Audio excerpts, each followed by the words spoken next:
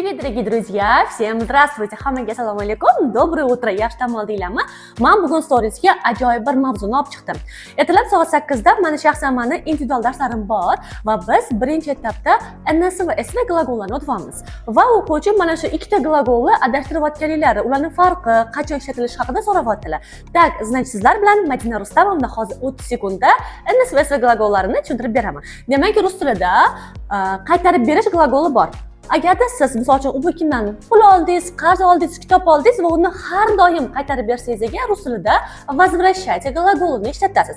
Agarda bitta narsani olib turdingiz va bir marta qaytarib berayotgan bo'lsangiz, rus tilida вернуть glagolini ishlatasiz. Demak, har doim 90% glagollar rus tilida qasam-oqsan ko'rinishda keladi. Demak, qaytarib berish doim возвращать, qaytarib berish bir marta вернуть bo'ladi. Agarda shaxsan o'zingiz ishdan, o'qishdan qaytmoqchi bo'lsangiz, xuddi shu glagolni siyali ko'rinishini ishlatasiz. Misol uchun, har kuni ishdan qaytaman, har kuni o'qishdan qaytaman, это gлагол возвращаться, doim nsv ko'rinishida.